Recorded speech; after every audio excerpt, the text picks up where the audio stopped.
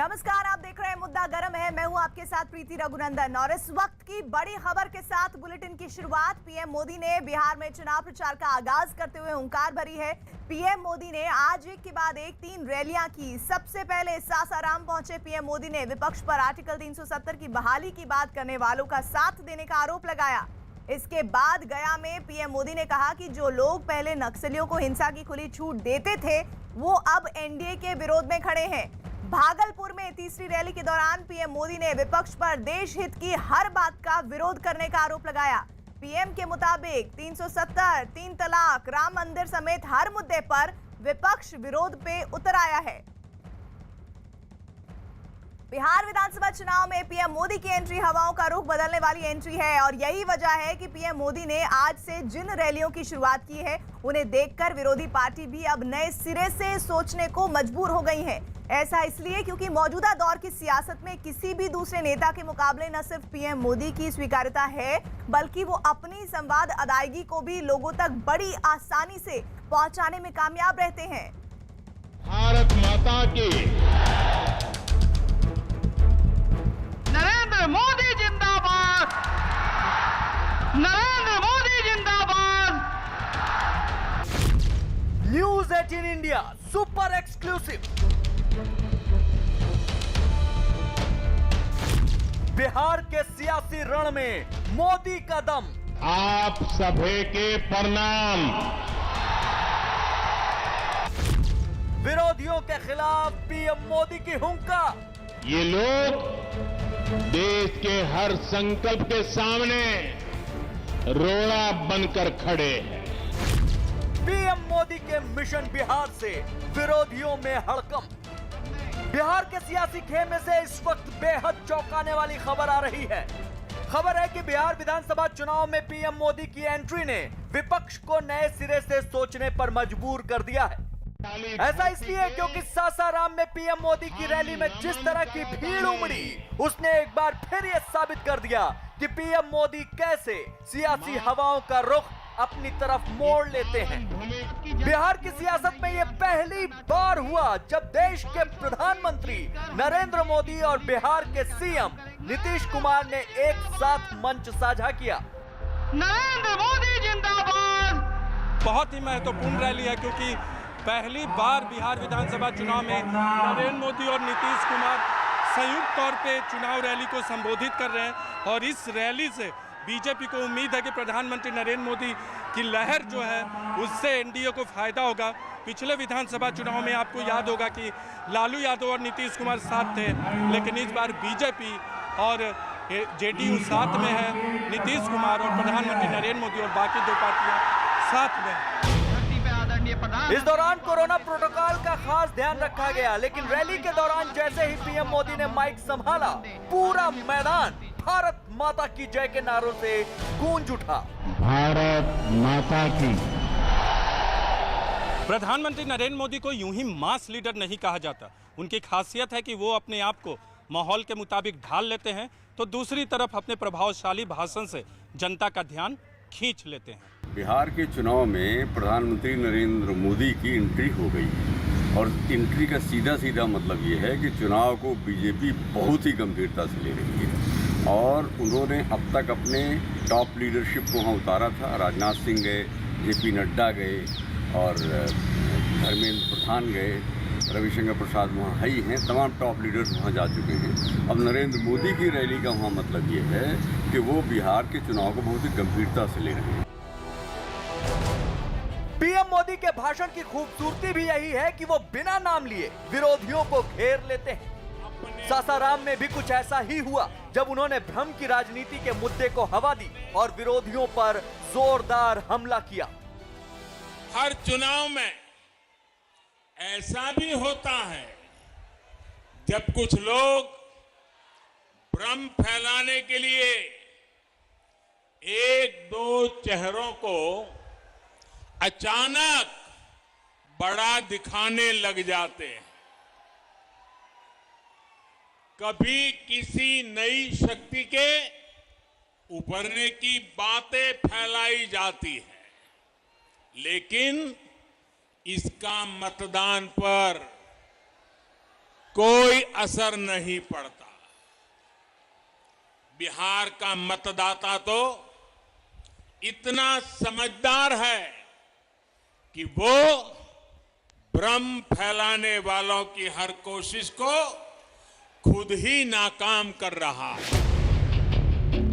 PM Modi ने भाषण के दौरान चुनावी फिजा को किस कदर बदल दिया, इसका अंदाजा ऐसे ही लगाया जा सकता है कि वो जिस मुद्दे पर बोल रहे थे उस पर जनता की तरफ से उन्हें जोरदार समर्थन मिल रहा था। गलवान घाटी से लेकर पुलवामा हमले का जिक्र करते हुए पीएम मोदी ने बिहार के जवानों के शौर्य का भी जिक्र किया। देश के सुरक्षा हो या देश के विकास, बिहार के लोगन सबसे आगे रहलन। बिहार के सपूत गलवान घाटी में तिरंगा के खातिर शहीद हो गए, लेकिन भारत माता के माथा ना झुके दले। पुलवामा हमले में भी बिहार के जवान शहीद भइले। हम उनके चरण में शीश झुकावतानी, श्रद्धांजलि देवतानी। इस दौरान पीएम मोदी ने इशारों में आरजेडी के शासनकाल पर भी जोरदार प्रहार किया। लालटेन के जमाना गईल। पिछले 6 सालन में बिजली के खपत 3 गुना बढ़ गईल बाटे। भाइयों और बहनों, अंधेरे से उजाले की ओर बढ़ना इसी को कहते हैं। बिहार के लोग भूल नहीं सकते वो दिन जब सूरज ढलते का मतलब होता था सब कुछ बंद हो जाना, ठप पड़ जाना। आज बिजली है, सड़कें हैं, लाइटें हैं और सबसे बड़ी बात वो माहौल है जिसमें राज्य का सामान्य नागरिक बिना डरे रह सकता है। पीएम मोदी ने इस दौरान आर्टिकल 370 के मुद्दे पर भी विपक्ष को घेर लिया।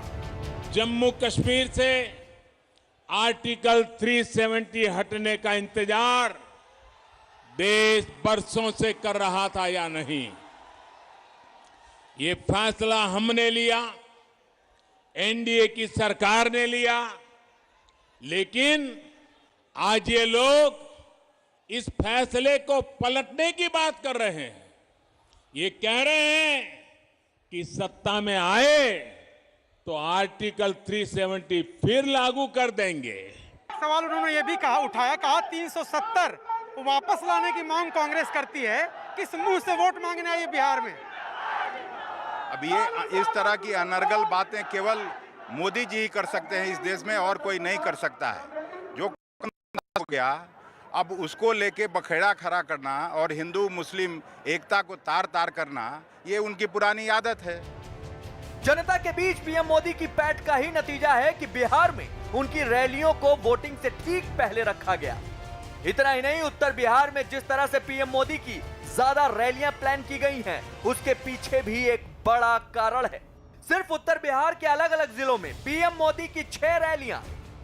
उत्तर बिहार के इन जिलों में बीजेपी दूसरी किसी पार्टी के मुकाबले ज्यादा ताकतवर है, लेकिन जेडीयू और वीआईपी के साथ गठबंधन के बाद कुछ विधानसभा सीटों पर बीजेपी के कोर वोटर नाराज हैं।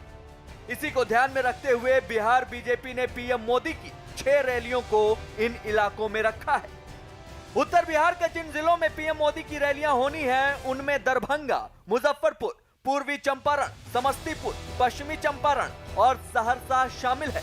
प्रधानमंत्री नरेंद्र मोदी की ज़्यादातर चुनावी रैलियां उत्तर बिहार में की गई हैं, खासतौर से मधुबनी के इलाके में। उसका कारण ये है कि बीजेपी वहां बहुत मजबूत है और उन सीटों में जहां बीजेपी मजबूत है, उन सीटों को उन्होंने जनता दल यू को दे दिया है। बंटवारे में या विकासशील इंसान पार्टी एक आई है, उसको दे दिया है।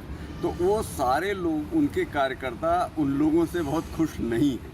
नरेंद्र मोदी जब जाके उनको भरोसा दिलाएंगे कि घबराओ मत, हम तो खड़े ही हैं, नरेंद्र मोदी की बात को बीजेपी कार्यकर्ता 100% मानता है, इसलिए वहां पे वो रैलियां की जा रही हैं। चुनावी बिसात पर पीएम मोदी एक ऐसे खिलाड़ी हैं जिनकी नीतियां पल भर में चुनाव परिणामों को बदल सकती हैं। यही वजह है कि विपक्ष भी पीएम मोदी की रैलियों की काट तलाशने में जुटा है। और हमारे साथ वरिष्ठ पत्रकार शेष नारायण सिंह जी जुड़ रहे हैं, साथ ही नीरज कुमार डेहरी से जुड़े हैं। नीरज, सबसे पहले तो ये बताइए कि आप हर लीडर, चाहे वो सत्ता पक्ष का हो विपक्ष का हो, उनकी रैली सभाएं कवर कर रहे हैं, लेकिन आज प्रधानमंत्री की बिहार में मौजूदगी, सासाराम, गया और भागलपुर में किस तरह का माहौल भरती हुई दिखी बिहार की जनता में? और देखिए प्रीति, डेहरी विधानसभा क्षेत्र में हम लोग मौजूद हैं और प्रधानमंत्री नरेंद्र मोदी की पहली रैली इसी क्षेत्र में हुई है। और क्या चुनावी तस्वीर है डेहरी की, बिहार की, वो आप देख सकते हैं। सड़क पे कोई नेता पहुंचा नहीं कि जनता पहुंच जाती है।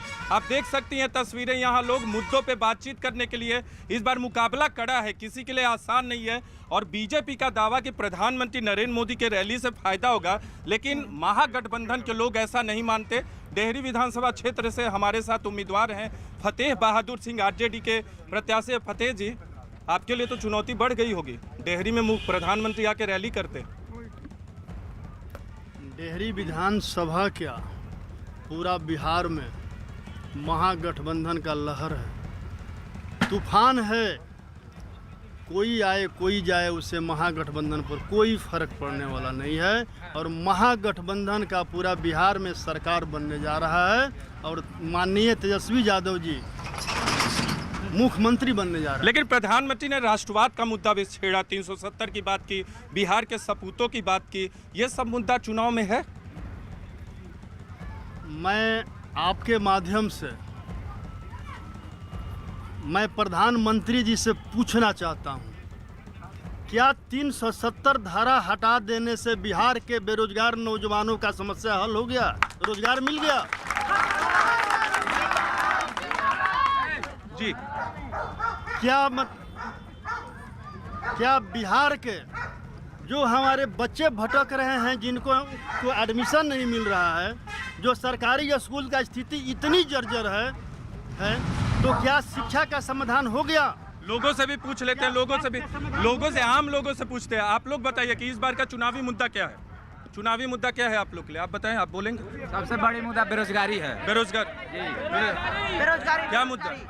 सबसे बड़ी चीज़ है कि हमारे बिहार में बेरोजगारी और स्वास्थ्य विभाग सबसे ज़्यादा समस्या है। स्वास्थ्य और रोजगार एक बड़ा मुद्दा है, जैसा कि फतेह बहादुर सिंह भी हमारे साथ कह रहे थे, आरजेडी के उम्मीदवार हैं, और इनका साफ कहना है कि 370 कोई मुद्दा नहीं है, लेकिन बेरोजगारी और रोजगार अहम मसला है। नीरज, आपके इसी पॉइंट को लेकर मैं शेष जी के पास जाना चाहती हूँ। शेष जी, कैंपेन में एक बहुत बड़ा फर्क है जो आज प्रधानमंत्री की इस प्रचार की शुरुआत के साथ ही नजर आया। प्रधानमंत्री ये कहते दिखे कि जो एनडीए का विरोध कर रहा है वो देश हित का विरोधी है। एक तो ये कैंपेन हो रहा है, दूसरी तरफ अभी आप नीरज से जुड़े हुए जो विधानसभा के कैंडिडेट हैं उनकी बात सुन रहे थे, जो कह रहे थे कि लोकल मुद्दे तो है ही नहीं। क्या ये फर्क वाकई में बिहार की जनता को समझाने के लिए काफी है या असल मुद्दा यही है? नहीं, देखो, बेरोजगारी का मुद्दा है वो तो हर जगह, जहां भी हम आपके रिपोर्टर्स बात करते हैं, हर जगह वो उठता है। इसीलिए नरेंद्र मोदी जो कैंपेन में आए हैं, आपने गौर किया, पूरे 3 रैली को सुना हम लोगों ने गौर से, उन्होंने कहीं भी अपने आप को प्रेजेंट किया है कि भाई हमने ये काम किए, 370 हमने किया, गलवान, चाइना के साथ गलवान घाटी के मामले में चाइना को उन्होंने किया, जितनी स्कीमें हैं दिल्ली से जो स्कीमें भेजी गई उन सब की बात करते रहे। लोकल मुद्दे नीतीश कुमार वाले मुद्दे जो हैं उनको एक नहीं उठा रहे हैं, क्योंकि उनको मालूम है कि वो ऐसी पिच है जिस पर कि ये बैटिंग करेंगे तो गड़बड़ा जाएंगे, क्योंकि रोजगार का हिसाब थोड़ा मुद्दा है। कोरोना वाला जो उन्होंने हैंडलिंग, यानी कोरोना के लोग पैदल गए, उसको वो ठीक से मैनेज नहीं हुआ था, उन्होंने वैक्सीन का जोड़ दिया। तो अब ये है कि हम जो कर रहे हैं ठीक है, इसलिए हमको मानो तुम, हम आ गए हैं। तो अब जो हम शुरू से कह रहे हैं कि चुनाव में तेजस्वी बनाम बीजेपी चल रहा है, तो बीजेपी की लीडरशिप इस वक्त उनका संकल्प पत्र घोषित करने वित्त मंत्री खुद गई, उन्होंने कहा कि हम नौकरियां देंगे, 19 लाख नौकरियां देंगे। नीतीश कह रहे थे कि कहां से पैसा आएगा नौकरी देने का, लेकिन उनके पास, निर्मला सीतारमण के पास तो पैसा है, वो तो नौकरी देने की बात कर रही है, रोजगार देने की बात कर रही है, स्वरोजगार देने की बात कर रही है, वो करेंगी। इसलिए आप पूरे चुनाव को देखिए, 3 सभाओं के बाद ये तय हो गया है कि अब नरेंद्र मोदी और बीजेपी, और ये भी साफ हो रहा है सारे शीशी चुनाव कि नहीं किस लड़ रहा। लाइन पर बीजेपी अपना कैंपेन आगे बढ़ाने जा रही है, और ये प्रधानमंत्री ने आज अपनी इन 3 सभाओं में साफ कर दिया है। इधर बिहार की चुनावी जंग में पीएम मोदी ने एक बार फिर, आपको बता दें, ताबड़तोड़ जिस तरह से रैलियां की हैं, एक बड़ा मैसेज दिया है। सासाराम, गया और भागलपुर की रैलियों में पीएम मोदी ने आरजेडी पर जमकर निशाना साधा है, लेकिन सबसे खास बात रही है, प्रधानमंत्री ने कई बार भोजपुरी में बात कर सीधे सीधे लोगों से कनेक्ट करने की कोशिश की। भारत के सम्मान बा बिहार, भारत के स्वाभिमान बा बिहार,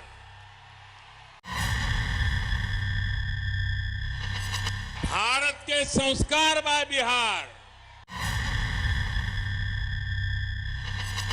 आजादी के जय घोष बा बिहार, संपूर्ण क्रांति के शंखनाद बा बिहार। बिहार के लोगों से सीधे उन्हीं की बोली में बात। बिहार के लोगन सबसे आगे रहलन। ये पीएम मोदी का शंखनाद है जो उन्होंने बिहार की चुनावी जंग में फूंक दिया है। बिहार के सासाराम की रैली में पीएम मोदी पहुंचे तो वहां मुख्यमंत्री नीतीश कुमार पहले से मौजूद थे।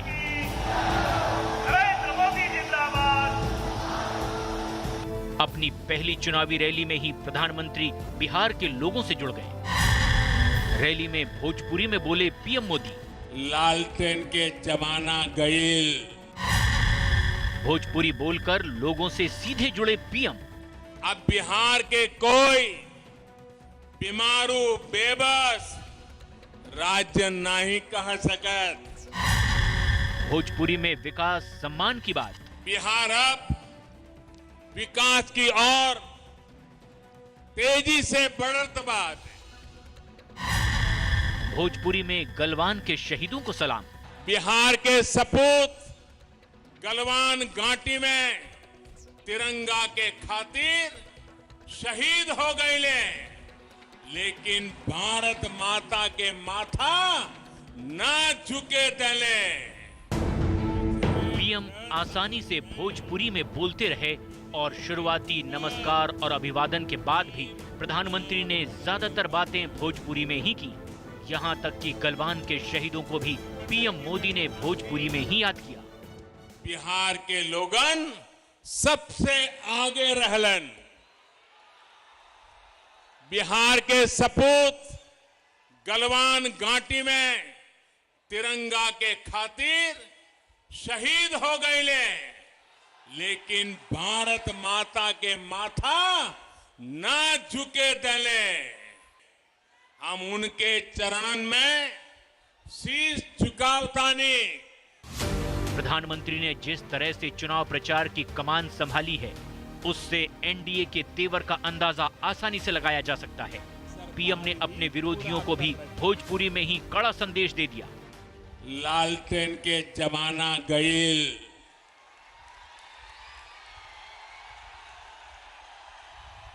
पिछले 6 सालन में बिजली के खपत 3 गुना बढ़ गईल बाटे। 28 अक्टूबर को होने वाले पहले दौर के मतदान से पहले पीएम की 12 रैलियों का कार्यक्रम है और प्रधानमंत्री जिस तरह से लोगों से उन्हीं की बोली में बात कर रहे हैं, उसका असर पड़ने से इनकार नहीं किया जा सकता। भोजपुरी भाषा में बोल के प्रधानमंत्री ने बिहार के लोगों को मैसेज दिया। भोजपुर में आए हैं, वहाँ की मुख्य भाषा है कि उस भाषा में बोल के भाई हम आपसे जुड़ना चाहते हैं, हम आपसे संवाद स्थापित करना चाहते हैं, हम आपके बीच के हैं। वैसे भी उसी क्षेत्र के थे, भोजपुरी क्षेत्र के ही भारतेंदु हरिश्चंद्र, जिन्होंने कह दिया था 150 साल पहले, निज भाषा उन्नति है सब उन्नति को मूल। तो अपनी भाषा में कहीं भी पूरी दुनिया में अपनी भाषा सुनने पर लोगों को आकर्षण तो होता है। मतलब ये कि भले ही कोरोना से जंग के बीच बिहार में चुनावी लड़ाई लड़ी जा रही हो, लेकिन प्रधानमंत्री के भाषणों से ये जाहिर हो गया है कि वो इसे बहुत ही गंभीरता से ले रहे हैं और इसमें दूसरी भाषाओं में बोलने की कला उनकी मदद कर रही है। डेहरी से नीरज हमारे साथ जुड़े हुए हैं। नीरज, जब प्रधानमंत्री बिहार की भाषा में लोगों से संवाद कर रहे थे तो लोगों को कैसा महसूस हो रहा था? आसपास आपके बहुत सारे लोग, जरा पूछिए, जब उनकी बोली में देश के प्रधानमंत्री बोल रहे थे तो उनकी भावना क्या थी? बिल्कुल, इन्हीं लोगों से पूछते हैं। इन लोगों ने भाषण जरूर सुना होगा। ये बताइए, आप में से बहुत लोग जो आज प्रधानमंत्री मोदी की रैली थी, यहाँ की भाषा में उन्होंने बात की, तो इसका असर होगा इलाके में? इसका असर कुछ नहीं है जी। वो जुमलाबाज हैं, पहले भी वैसा ही बोलते थे, आज भी वैसा ही बोल रहे हैं। उनकी भाषा का यहाँ कोई प्रभाव नहीं है। कोई प्रभाव नहीं है। और कुछ लोगों से बातचीत करते हैं। आप बताइए, क्या मुद्दा है? मुद्दा क्या है आप लोग? मुद्दा है बेरोजगारी, महंगाई चरम सीमा चला गया, चरम सीमा पे महंगाई। और आप बताइए। जी, हम लोग का रोजगार के लिए बहुत परेशानी हो रही है। और नीतीश का विकास मुद्दा है। नीतीश का विकास मुद्दा है। कुछ भी विकास नहीं है। किसान का बोले थे मोदी जी की आय दुगना कर देंगे, आज 1350 रुपए धान क्विंटल बिक रहा है। लेकिन किसान सम्मान में पैसा भी आता है, वो ये भी बोलते हैं। कुछ नहीं आता है, ये सब ढकोसला है। किसान को पैसा नहीं आता? आता है, आधे का आता है, आधा का नहीं आता है। आधा नहीं आता। अलग अलग राय है लोगों की। जी जी, शेष जी भी हमारे साथ है। नीरज, शेष जी, प्रधानमंत्री हमने देखा है बहुत सारी सभाओं में वो वहां के लोगों से कनेक्ट स्थापित करने के लिए इस तरह भाषा का इस्तेमाल करते हैं, लेकिन जब बिहार के लोगों के बीच पहुंचे और बिहार के लोगों से जुड़ने के लिए उनकी भाषा का इस्तेमाल, ये चुनावी नहीं हो सकता, क्योंकि ये एक अपनत्व की भावना है जिसे महसूस कराना चाहते हैं बिहार के लोगों से प्रधानमंत्री। नहीं, वो ऐलान है भाई। हम लोग यहाँ बिहारी ट्रीट होते हैं दिल्ली में, और हम लोग को बिहारी में जिस अब तो खैर सम्मान मिलने लगा है। आज 40 साल पहले बिहारी यहाँ गाली के रूप में इस्तेमाल होता, भोजपुरी के लोग बोलते थे, मजाक उड़ाते थे। तो कोई करेक्ट भोजपुरी बोल रहा है तो निश्चित रूप से अच्छा तो लगता है। ये जो बात कर, ये तो हार्डकोर गठबंधन सपोर्टर्स हैं ना, इनकी बात तो अलग होगी ही। अगर वो बात नहीं कहेंगे तो फिर वो 100% वोट थोड़ी मोदी। और दूसरा, बहुत मुश्किल चुनाव है भाई। नरेंद्र मोदी, राजनाथ सिंह, जेपी नड्डा, ये उस फ्रंट से लीड कर रहे हैं जहां पे इतने एक स्टेट के चुनाव में उनकी पूरी टॉप लीडरशिप वहां बैठी हुई है। तो जाहिर है कि वो चुनाव आसान नहीं है। और उस चुनाव में मोदी जी की भाषा का जो ज्ञान है वो महत्वपूर्ण है। उसको आप देखें, भोजपुरी हम जानते हैं, हम लोग भोजपुरी क्षेत्र को अच्छी तरह समझते हैं।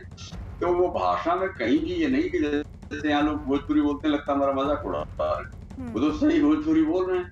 तो भाषा का महत्व है, और वो जिसको एड्रेस कर रहे हैं वो लोग ये नहीं है, वो लोग उनकी मीटिंग्स में आए हैं, वो आगे जाकर रहे हैं। वो इस भाषा को कितना गहरा महसूस कर रहा है, ये जब वो लोग जुड़ेंगे उनसे भी हम जरूर जानेंगे, क्योंकि एक तबका, एक पक्ष के जरिए सिर्फ राय बना दी जाए वो भी ठीक नहीं है। इधर बिहार चुनाव से जुड़ा हर अपडेट, हर खबर देखिए news18india.com पर। और इसी के साथ ही पीएम मोदी ने भागलपुर की रैली में विपक्ष पर बड़ा हमला बोला है। पीएम ने कहा है कि विपक्ष को देश हित की हर बात का विरोध करने की आदत हो गई है। पीएम ने कहा कि 370 हटाने की बात हो या फिर 3 तलाक कानून खत्म करने की, विपक्ष विरोध में उतर आता है। पीएम ने कहा कि सुप्रीम कोर्ट के राम मंदिर बनाने के आदेश का भी विरोध हुआ था। जरूरी इसलिए है ताकि देश को सशक्त करने के लिए जो फैसले लिए गए हैं वो बिहार में भी तेजी से लागू हो, वरना एनडीए के विरोध में आज जो लोग खड़े हैं वो देश हित के हर फैसले का विरोध कर रहे हैं। जम्मू कश्मीर से धारा 370 हटाने का फैसला हो, ये लोग विरोध कर रहे हैं। 3 तलाक के विरुद्ध कानून बनाकर मुस्लिम महिलाओं को नए अधिकार देना हो, ये लोग विरोध कर रहे हैं। भारत की जांबाज सेना आतंकियों पर कोई कार्रवाई करे, सरहद पर तिरंगे की शान बढ़ाए, ये लोग विरोध में हैं। सुप्रीम कोर्ट अयोध्या में भव्य राम मंदिर बनाने को कहे, ये लोग उसका भी विरोध करते हैं। राष्ट्र हित में कोई भी कुछ भी फैसला ले, ये लोग विरोध में है। हमेशा विरोध में रहने वाले ये लोग बिहार को विकास नहीं, बर्बादी के पुराने रास्ते पर ही ले जाएंगे।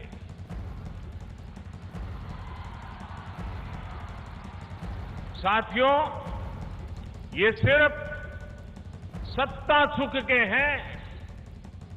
आपकी जनता की सेवा से, आपकी जरूरतों से इन लोगों का कोई सरोकार नहीं है। और बिहार के नवादा में चुनावी रैली में राहुल गांधी ने पीएम मोदी पर मजदूरों की अनदेखी का आरोप लगाया है। राहुल ने आरोप लगाया कि मजदूरों को देश भर से भगाकर बिहार भेज दिया गया। इतना ही नहीं, राहुल ने सवाल किया कि जब मजदूर पैदल और भूखे प्यासे आ रहे थे तो पीएम मोदी क्या कर रहे थे। राहुल ने लॉकडाउन में मजदूरों को ट्रेन नहीं मिलने पर भी पीएम मोदी को घेरा। कोरोना हुआ,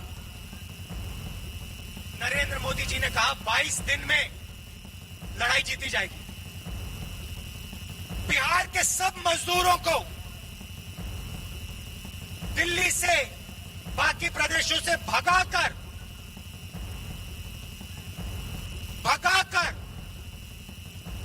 बिहार भेजा। जब भी आप पैदल आए, जब आप पैदल आ रहे थे, जब आप भूखे थे,